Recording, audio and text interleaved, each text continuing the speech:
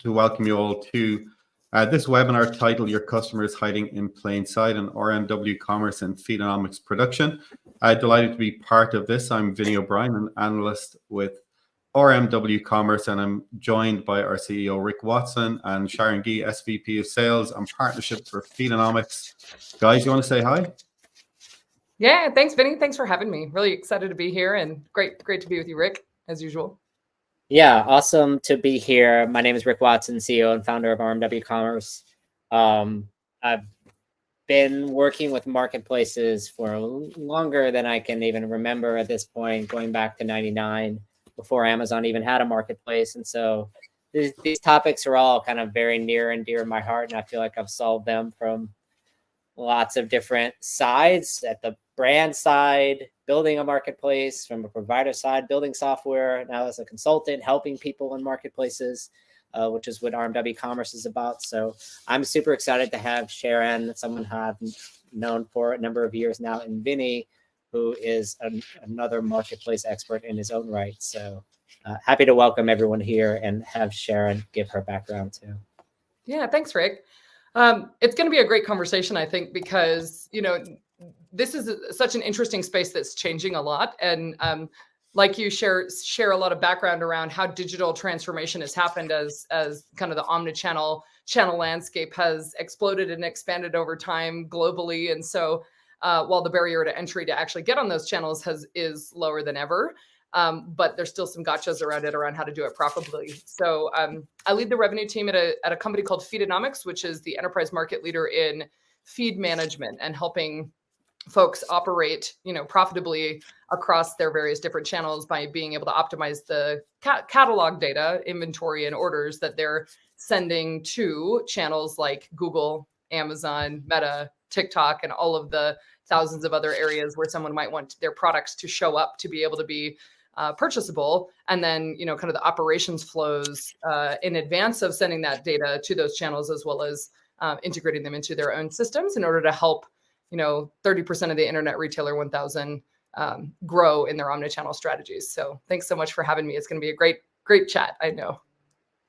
A quick bit of housekeeping. We said there's going to be about 40 minutes, but as you can tell already, we got 3 talkers in the room. So anything can happen. I'm going to do my best to try and limit the time so that we do keep it to that 40 minutes. But who knows? The conversation is going to be good. Before we get into the nuts and bolts of the paper, you've already kind of alluded to the fact marketplaces has changed quite a bit. So in your experience, what are the key things that have changed? And Sharon, just to pick up on one thing you said, and we're going to get into a little bit later, the number of marketplaces and channels is enormous. But what are the things you see as fundamental to that change over the time we've all operated here? Yeah, I think one of the biggest changes that we've seen is, so if we start with a little bit of background, so I spent 15 years agency side helping, CTOs and CIOs and the VPs of e-com and marketing help put together their digital transformation strategies. So like Rick have a lot of other people's experience to draw on, in addition to the past number of years working platform side to kind of do the digital handshake that exists in order to sync catalog, inventory, pricing, and order data back and forth between, e-commerce platforms, which are now many of us cloud hosted with nice APIs, which means data handshakes can happen easily. And so one of the proliferation, I think, especially during COVID, around all of the buying went online, all of the product research went online. And so there was a really big forcing function where we saw, the largest tech players in the space that whether it's Google or Meta or Amazon or some of the newer players in the space like TikTok, we saw them all realize that with the proliferation of first-party data and kind of the advent of cookies and privacy and the deprecation of kind of some of those third-party cookies, it meant that they started to wall their gardens, right? And so they wanted that data in order to be able to deliver quality experiences, right? So that if you understand where conversion happens, you can offer more effective ads. So one of the biggest changes we saw during COVID was the ads channels all realized that the data that they had been using for search relevance for their advertising for the past 20 years was the same data, if they could enrich it a little bit, that would be needed for marketplace listing. So product title, description, and then all images, attributes, right? Size, color, gender, on and on and on. All these various different product attributes all of a sudden became the trading currency with which you could, if you fed the machine fruits and vegetables of better product data, you could get better conversion on these channels. So the ads channels become marketplaces, and the marketplaces realize that the more data that they have, the better their conversion can be, and they can actually offer advertising and targeting programs. And so we saw not only a proliferation of new marketplaces with partners like Miracle and Marketplace are coming, kind of to the forefront of being able to actually help multi-brand retailers offer those kind of marketplace offerings. But then we saw the major players like Amazon and Walmart and Target really lead into their third-party listing capabilities on their marketplaces, because you can get the data, the catalog from all of these manufacturers and retailers into this digital third-party ecosystem. So that's what I would say are some of the trends that we've seen in the change since COVID around how ads and marketplace technology providers have kind of evolved in order to create this ecosystem that we are trying to navigate successfully as brands. Rick, what about you? Have you noticed anything on top of that? Yeah, look, everything is getting more competitive. And I think Sharon is giving you the very sort of, I won't say PC, but the answer of there's these channels out there that everyone needs to be on. True. But in some sense, the vision of marketplaces that we grew up in 20 years ago, 25 years ago was you just go on there, you optimize your feed, and that's it. But there's also this big pay to play element where 50, 60% of the first page of any category search result on any of these top marketplaces in particular is paid. And so optimizing your advertising budget has a huge impact on your profitability.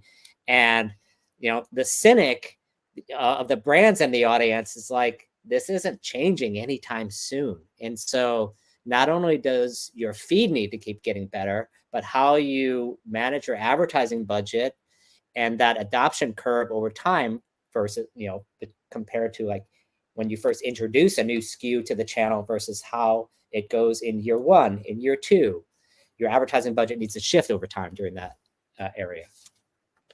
So one of the kind of key outputs in the paper as we did the research was kind of really well summarized in what you've both said. We now have to find channels to grow in, and then how to grow in those channels, and they fundamentally shifted. Sharon, this is where the feed print becomes interesting. I'd just like to introduce this concept early in the conversation, and then we're going to jump back into it a little bit later on. But can you explain to people who are listening right now what the feed print is? Yeah. So Feedonomics works with over 30% of the Internet Retailer 1000. So the world's biggest brands work with us because it's complex to take their catalog and send it in English, Spanish, French, and German, particularly if you have multiple brands. Let's, imagine holding companies of large, cosmetics or personal care brands as an example, or really, really large enterprise brands that have global presences where they're trying to take their 20,000 to 1 million SKUs and translate those into different languages in different regions. There's different specifications you need. And so when we think about feed print, we wanted to demystify and decomplicate the concept of omnichannel strategy. And we have, at an aggregate level, really interesting insights around what the best companies in the world do in order to succeed in an omnichannel strategy. And so we're sitting on this data. We worked really closely with a leader in the space. If anybody is familiar with Rick Kinney, who, of Demandware, Salesforce Shopper Index days, knows how to help put together data and benchmark analysis that can really help our customers succeed. So what we did was we commissioned a report that is based on our own proprietary insights, based on our understanding of what good looks like in data transformation. And what feed print is, kind of like footprint, is your SKUs across your channels multiplied by your data quality. And it's a score. It's an index metric, essentially, that allows us to understand what does good look like, and then how do you rank against other people in your category, and then we're able to measure components of this, because what we discovered is, because all of this has happened so fast since COVID, this ever hungry need for these AI-powered technology platform machines to deliver results, you have to feed the fruits and vegetables to them in a really specific way.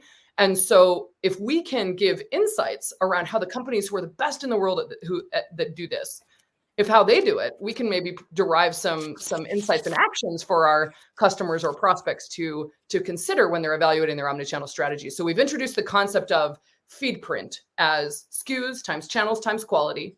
And it allows us to measure that and then, say, here's where you are and here's where you could be if you made these kinds of changes. So that's the concept.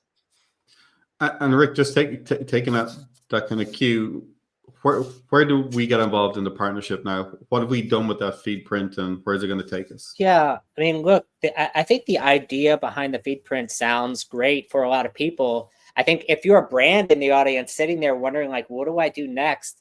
It's really daunting. And one of the things that we took this data, and I think the genesis of the commissioning the report is like, okay, this is what the best people are doing, but kind of let's go back to the beginning. Like, where are brands today? Like, the average brand out there, like, that's in the masses, is struggling. And why are they struggling? And so I think where we started with the report, and this is something that we're going to talk a lot about when we bring up the report that your customer is hiding in plain sight, is that there are 5 core challenges that we identified as we talk through that. And I think we'll talk about those today. We'll talk about some more than others, and we can debate them, and we have some supporting data points. But ultimately, at the core of it, your buyer has more choices, and your buyer is not just in one place. They're on these marketplaces because I don't care in what geography across the world, marketplaces are between 60 and 80% of GMV in e-commerce in any market around the world. And it's actually more in emerging markets, which I think a lot of people don't realize if you go to some places like Brazil.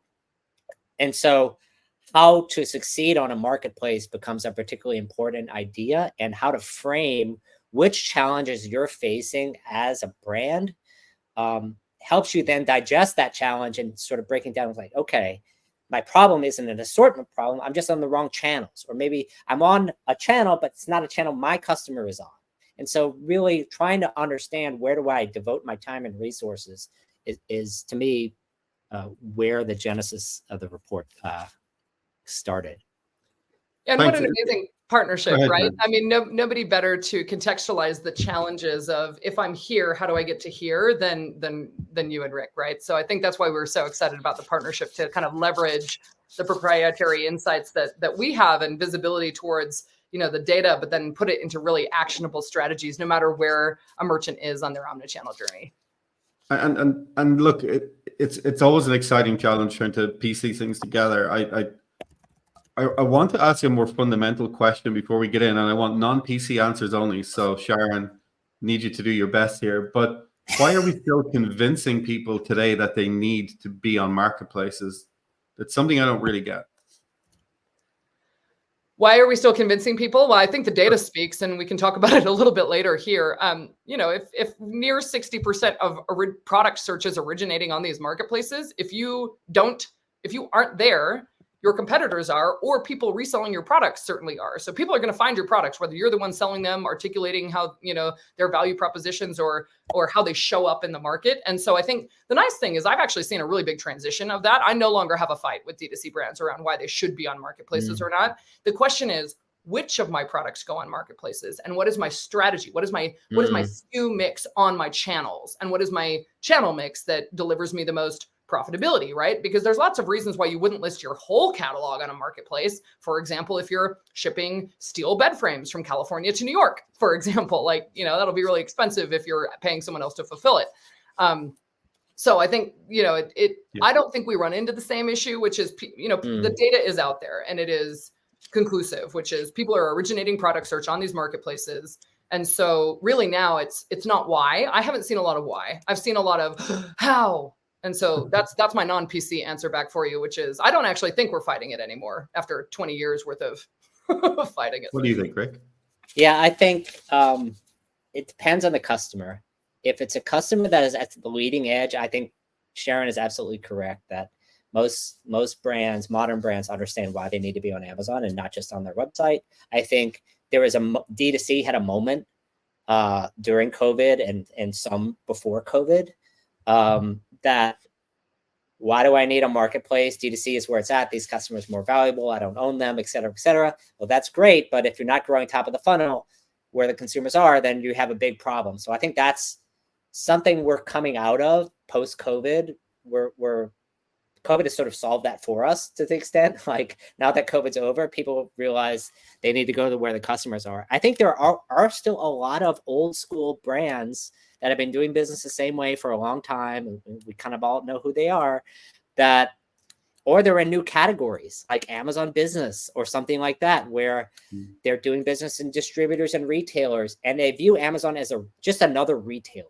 There are still companies, as we sit here today, that view Amazon as just another retailer. And the person managing that Amazon relationship is the same person managing the Home Depot, Walmart, and Lowe's relationship, which is Amazon is like an AI-enabled tech platform on steroids. I mean, it's crazy what Amazon is, and it would take 10 webinars to just list out all the things that Amazon does that is different than the average retailer. So I think we still are dealing with that, where there's like a misunderstanding of Amazon, I think even today. Yeah, I think acting like Amazon is just a marketplace is a real serious misnomer, right? It's a suite now of modularized capabilities that you can leverage in lots of different ways, right? You can use their fulfillment service to fulfill orders from your D2C. You can have the order, like with instant, we call the practice instant commerce, but you can have an order on Amazon with their new program called Amazon Today. You can literally filter to what is available near me for same day delivery. The shopper, like Prime shopper, can buy that product and then have it delivered to them with an Amazon fleet, or they could go pick it up locally, right? So I think there's a lot of different services that are now available. It's also an amazing, we've heard a lot about retail media. It's an amazing acquisition channel in many cases, as long as you have a good strategy in order to continue your lifetime value. And so I think branding Amazon and Walmart for that case, just a marketplace, I think is a misnomer. I also think that the definition of marketplace is important, because Meta is now a marketplace. TikTok is now, such as they are, but they have really different focuses. But the ability to list a product on a third party, where the third party captures the payment and then syncs an order back to your systems for you to fulfill, or to their own systems to fulfill, that marketplace functionality, it used to be that the Meta properties and others knew that what they were in was in the traffic game, and they were sending traffic to the D2C, and that was their model for many, many years. And now it's extremely clear, if you look at Instagram Shops and TikTok Shop and many other programs, that the ability to understand where the eyeballs are, and then leverage that in order to decrease the friction with which you can make a purchase, particularly when they already have a thumbprint saved, super seamless payment identity concept of who you are, because all of my history around all the things I bought on Amazon already, or on Instagram shopping, or TikTok, TikTok Shop made me buy it kind of concept. I think our concept of marketplaces is really challenged now too, because social commerce has much of that functionality. So I would say that even those who are still maybe anti-Amazon for various different reasons, they might have really different opinions around, like TikTok Shop, for example, where there's an adjacency or a lifestyle affinity for their category specifically, or more of an affiliate or creator lifestyle influencer style marketing strategy. So I think it depends on what kind of brand you are and what your channel mix should be around what you think you should be doing in order to grow and be where your shopper is. 2 points to note there: 17 minutes, 31 seconds before we mentioned retail media. That's got to be a record for keeping it added news. And for anyone that's here from TikTok, we're sorry we didn't call you an entertainment platform. Please don't be annoyed with us. We know how much you love that. One of the kind of next steps we want to get into is, so how do you navigate this? So what's the framework? What are the challenges that you need to start navigating? And we've kind of identified 5 steps. We're going to go through them now over the course of the next 15, 20 minutes and give you some sort of insight going through them. We're going to share some data with you. But the 5 steps that we've identified are identification. So which marketplaces and channels are best fit for me? Connectivity. How do I integrate these new channels efficiently? 3, assortment. Which product should I place in each channel? 4, optimization. How do I represent my brand in the best light? And 5, profitability. What are the right levers to pull in order to grow contribution on these channels? But I want to start off with that first big elephant in the room, which is, which channels do I pick, and how do I identify the right ones for me? Who wants to pick this one up? I'm going to go to Sharon. Or Rick, sorry, go ahead. No, it's okay. Look, I think the 80-20 rule for most people starts with Amazon and Walmart. I mean, that's just the reality of the situation. And historically, it's been 92, Amazon, 8% everyone else. And I think Walmart has been growing significantly. And I think what's under the radar that has been growing significantly is TikTok Shop, and some of the more social selling channels. And then we'll see what happens with Shein and Temu. I think they're kind of the dark horse in the race, where their traffic has been growing to the site, but their marketplaces are still nascent for US brands. And do you want the brand, speaking from an identification point of view, do you want the brand affinity with those channels? It may not be for everyone. And so I think that's kind of where I start the conversation. I from just a very pragmatic, where are the most people? Do they apply to you or not? And then you can sort of expand from there, and look at the rest of them. Yeah, we've got some great data on this, actually. I think if we show the chart around the channels, and I agree with your growth comments around TikTok. I think one of the things that's interesting to me is pretty much everybody, if you look at where the data handshakes exist, you can follow the business cases, right? So if your e-commerce platform has done a handshake with a channel that helps a customer do it, it's probably because there's a pretty good business case that suggests that their users succeed when that happens. So partnerships is a really lovely tip of the spear if you want to see the direction things are going or what's working well, because partnership, the entire practice of partnerships can't make a deal happen if there's no value to a customer in the middle of it, right? And so what I really love to do is look and see, ooh, that partnership, that pre-existing handshake exists between the two systems who say, I've got thousands of customers over here, you've got thousands of customers over here, and if we make this data handshake easier, it makes all of them win. And so one of the biggest areas that we've seen is, when we talk about how do we make it easy, and we look at, Amazon or Target or eBay or Walmart, I think some of us, our customers could certainly articulate that there are ongoing optimizations in order to be able to continue to provide the information that is needed in order to make a brand's products shine on these channels, particularly when there are more and more attributes every day that are changing all the time. And so I think when you look at the channels and the distribution you saw there, 60% of people's revenue or growth is coming from some of these major core top channels who are really beefy in terms of their catalog integrations or their support motions or integrations into systems you might already use. And so one of the recommendations I always look to is, when you're trying to get on other channels, what are some of the people that they've partnered with in order to be able to do that for other folks? And because if you can do a one-to-many as a brand or retailer, your job is to figure out where your shoppers are, and you don't know where that's going to be, because tomorrow, 5 years ago, the channel landscape looked very different than it does today. And so we have to figure out, how do we continually push out the product, optimize the product, but not all products are created equal and not all channels are created equal. And so doing research, I think, has been really interesting on those insights. Yeah, not all products and channels. And so when I think about the combination of products and channels, we kind of get into the assortment discussion, which is, I think, one of the key challenges that we talked about in there, which is like, here's the concept behind the assortment challenge that we identified, I think, producing this report, is you have a full catalog. Let's say you have 100 SKUs. Let's say you have 1,000 SKUs. You have 5 to 10 channels that you could choose from that are, I would say, meaningful. And there are some niche ones. What combination of SKUs should you put on different channels? And I think one of the things that's interesting that's in the data is the top SKUs really, really matter.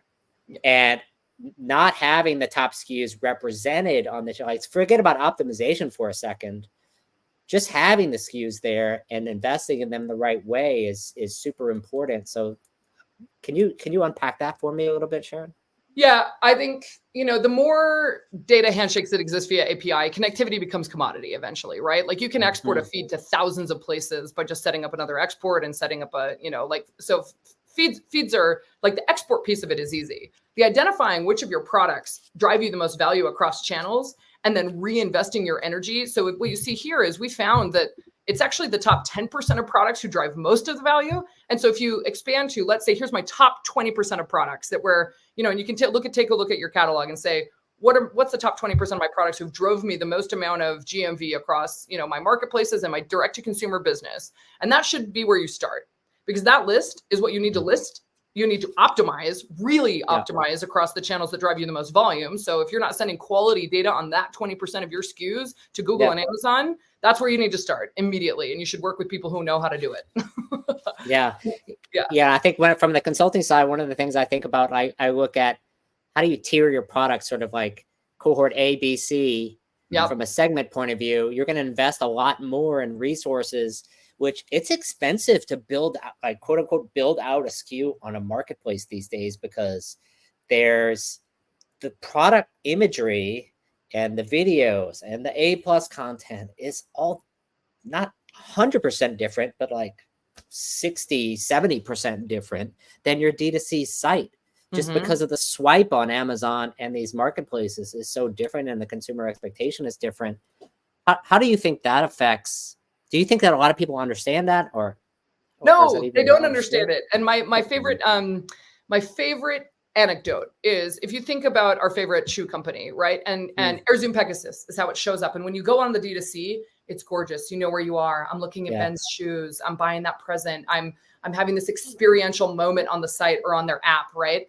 And I know where I am, and I know that I'm in men's running shoes size 10 in blue. The issue is that when you take that data and pull it out of the context of that brand created direct to consumer experience, now the product title, such as it is called Air Zoom Pegasus, is no longer relevant for somebody who's looking for it on a out of context. So if you don't optimize the title to say Nike Air Zoom Pegasus size 10 men's running shoe in blue, you probably won't get the conversion on either the ads that you're running for product listing ads or on your marketplace organic distribution. Because ultimately these channels are saying, give me data that allows me to match your product with query, because that's how they deliver better return on their advertising spend, as well as better results for their shoppers. Because ultimately, as Amazon's so fond of saying, they're all about the shopper, the customer for them.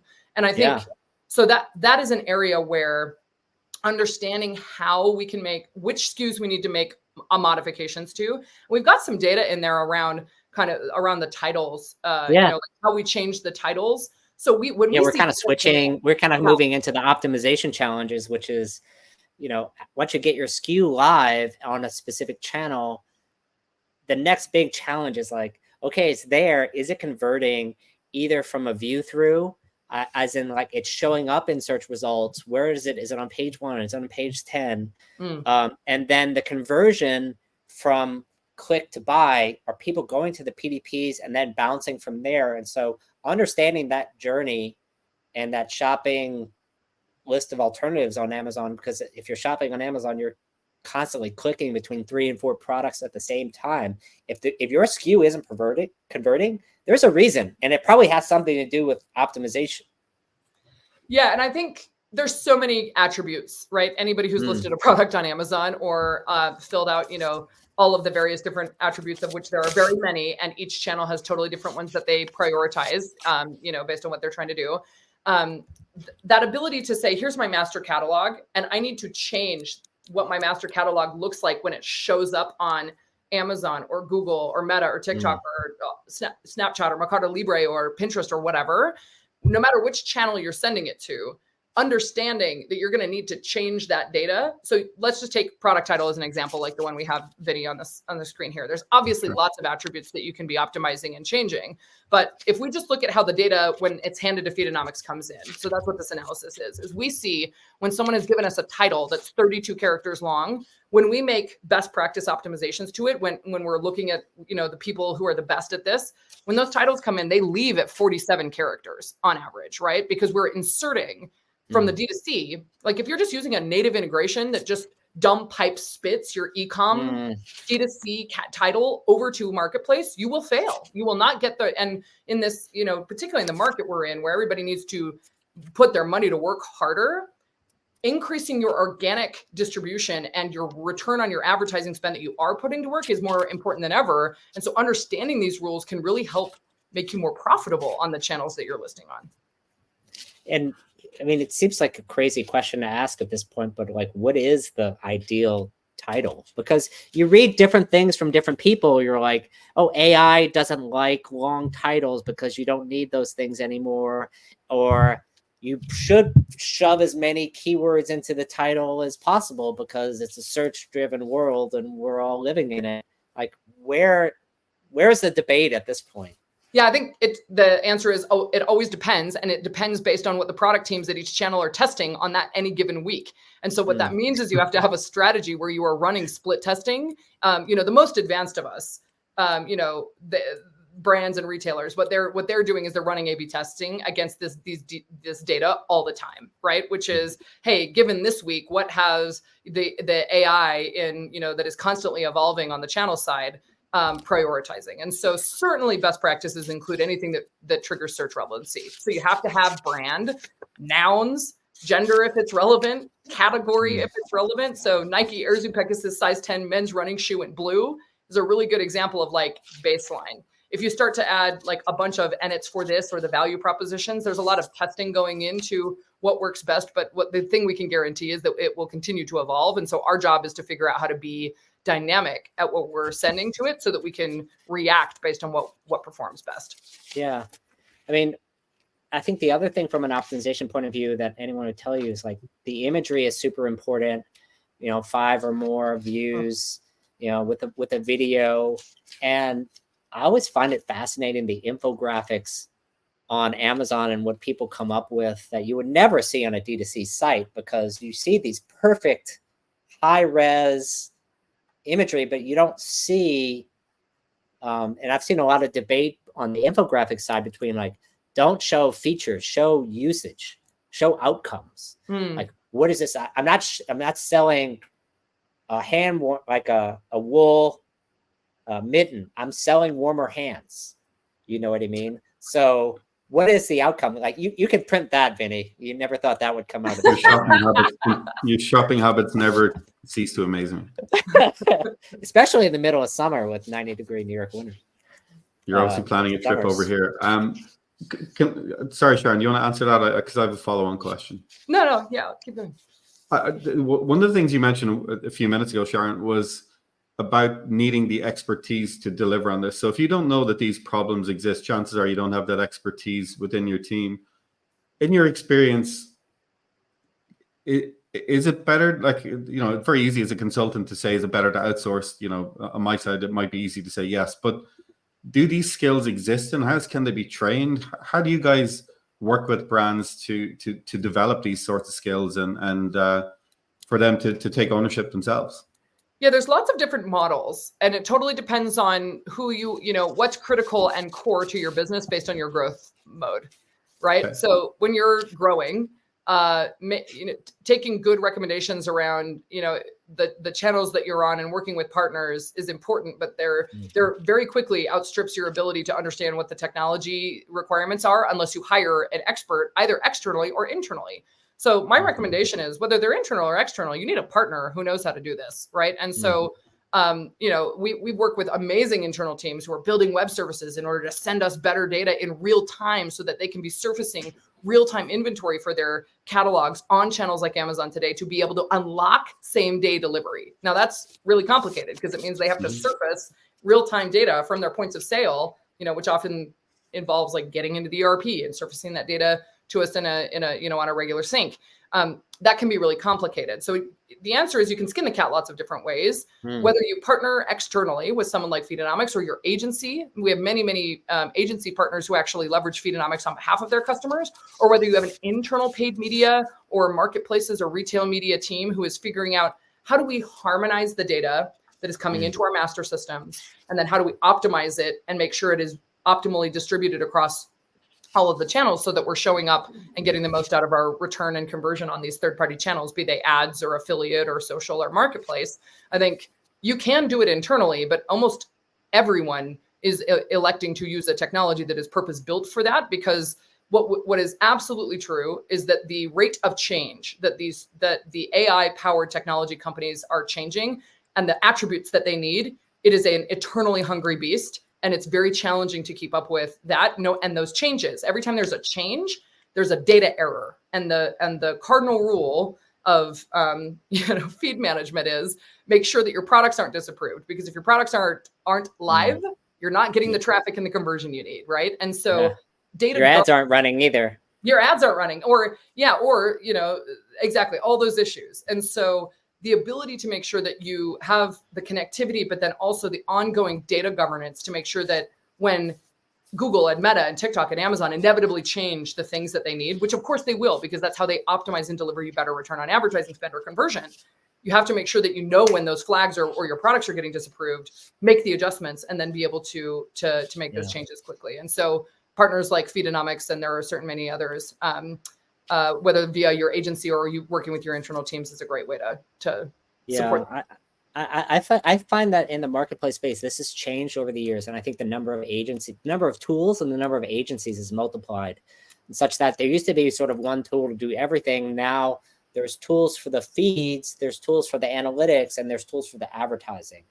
And I think Feedonomics fits in sort of two of those tools, really, like the feeds and the analytics, that they're still advertising tools. So like manage, like, what is your optimal spend over time? So you need a partner for that. That's just on the technology side. I also find that digital, like if you just think about digital marketing talent 20 years ago, there was only a few things you can do with Google. And it was so like, you would create a campaign and it would just be a few keywords. No one does that anymore. You can't hire PPC talent anymore, period. Like you just can't. And I think that's true with marketplaces now too, where the number of agencies, big and small, you can hire a freelancer, you can hire, a boutique agency, or you can hire a big agency, but you're going to need an agency at some point in your growth trajectory if you're going to scale this, because the number of people that you can hire in-house at a single brand and retain that talent, it's not necessarily that you could never attract that talent, but retaining that talent over a couple of years is so hard. Especially because the specialty grows with the number of channels and the use cases you've seen, right? And so we love this analogy of a general contractor. You need data governance, you need feed managers, you need feed analysts, you need channel experts who understand the different, like we have channel experts, and I think that's a difference. Is we're not a dumb pipe solution that's just a data handshake, because it lacks all of the nuance of all of the things that are changing and the ability to interface around what the business goals are. And so no matter how good the AI data handshake exists in order to syndicate and optimize the data, how do we contextualize that in the goals of the brand continues to always be an area that we find our customers are really interested in. And so I think knowing what is it you're trying to achieve, who is your customer and where do they live, and then how can you leverage partnerships with experts who understand SKU mix strategy, data optimization strategy, and channel strategy in order to be able to show up optimally, I think is certainly what the report and now the white paper is all about. So the commission data, obviously we kind of started this journey with what are the best doing? And if these are the challenges that they're uncovering, that the white paper identified: identification, assortment, optimization, profitability, etc. If you're doing everything in the right way, these are the results that they're getting. They're adding more products. They're growing their GMV faster. They have greater share of wallet on these channels. They're accessing these channels that are new consumers who aren't. Can you talk about that for a second? Yeah, I think, and this is kind of year over year comparison to those who have been working with Feedonomics. So one of the changes is if you go from absolutely not paying attention to product feed management at all, the numbers are actually way skewed, right? Because when you launch on an initial channel, you can get a huge increase. So this is actually year over year comparison of folks who were working with Feedonomics the year before. Because once you have that big pop of, okay, let's get the strategy and get listed on the channels, there's okay, what kind of growth can I expect as I expand more channels, or as I grow or improve the data on the channel I'm already on. And so this does a good job of articulating a lot of that as well. And one of the things that we've seen as we contextualize and kind of bring it back to this concept of product feed print, which is what SKUs do I have? what channels am I expanding to or listing those on, and then how many SKUs across each of those channels am I listing. You can kind of see what that expansion and growth model looks like in that top tier. In the middle, it's really about, these are just a couple of measures. There are many, many others that we could contextualize and do so when we offer, kind of a feed print audit for our customers. Is how can we be optimizing the data that you're sending? And so whether it's, leveraging AI, of which we have proprietary, as well as there's lots of new tools in order to be able to support scaled enhancement at scale. It yields these kind of results because ultimately marketplace data results it's the fastest ability to see, if I make this change to my product and how it's showing up, how often can I make the cash register ring? And so when we look at the GMV growth, right? When your leadership comes to you and says, how can you spend less and get 20% growth year over year? This is a set of those answers. And I think that's what we spend a lot of our time on, is working through kind of roadmap and omnichannel strategy builds with our customers in order to understand how they can kind of see that kind of growth as well. Yeah. And go ahead, Vinny. I was going to say, there's something that doesn't quite come through in there as well that I think is worth pointing out, is that it's a quicker go-to-market strategy than trying to build it through D2C alone, because there's more latent customers there. They've got intent to shop. They've given us all the signals that they're ready to buy. We don't have to go and educate them for 6 months and then, bring them along with the warm mittens or warm hands, warm mittens scenario. Rick, I'm never going to get that out of my head, at least not for today. But that velocity of growth is something that maybe is worth thinking about as well, because in a time when everyone has struggled for managing profitability, managing growth, deciding how are we going to survive maybe for the next 12 months. These are all the sorts of the strategies that people should be exploring, and it's right in front of us. That's one of the really clear things that when we first looked at the data, it appeared to me was, this is something I can go away and do something about right now with my team and feel like we have control of it. When you've got that control, you got the system, you've got the technology in place, that's when you can start building a stronger base to work towards profitability. And, my kind of end message on this before I let you guys maybe give some closing comments was, that's how you start building the path towards growth and profitability coexisting. You create the environment for it to happen first, and then it's up to you and your team to deliver the commercial reality to deliver the profitability at the back end of it. That's how I felt walking away from this. Yeah, I think it's fascinating because I do believe that unlike, I would say, the popular narrative, it is possible to be profitable on Amazon. And there are many brands that are. Otherwise, you wouldn't be there more than a year. You would be like, oh, this doesn't work. Then you would shut it off. There are millions of brands on Amazon for a reason. And so I think that is kind of table stakes to start with. But I think in terms of, look, the fact that there are millions of brands on Amazon means that there are a lot of people out there that are doing something. So I'm doing something. And I think what I find when I come across the average brand is whatever comes out of the box and whatever platform they're in, that's what they're doing, because it's free and it's the cheapest thing they can do. But how does that compare to best in class? And what does that mean in terms of the gap analysis? Or like, what could I be doing easily and more or less inexpensively? How do, like, you mentioned the idea of an audit, Sharon. Like, I'd love to understand, like, how do you figure that out? Yeah, I mean, we do this for our customers every day, right? So we have something called a feed audit, and we just take the existing data that you're either sending to Amazon or Google, and we'll do an analysis around, hey, here's how we think we should change all of this data. Here's the opportunities for you to look at it, and we can we can make recommendations around what channels you should be on based on your category, based on your size, based on the number of SKUs you have. And I think I love your point, Vinny, which is you can get started now. You don't have to re-platform your entire e-com or PIM stack in order to understand, like, there are solutions out there that let you come as you are. We can pull your data from anywhere, right? Whether it comes from an API on a, pre-integrated e-commerce system, or whether we're, you're handing us a CSV file or, across an S3, like we can take the data, optimize it, and send it to wherever it needs to go. And that can be a locally relevant, let's just test this channel to get started, or it can be globally scalable. And so I think working with partners that allow you to be both agile as well as scalable, I think is a big priority in the future when we don't know what changes the technology companies are going to make, particularly at the rate of change that AI is enabling all of us to change and iterate. So if there are those on the on the webinar who haven't downloaded the white paper, and I would recommend you do that. And if it's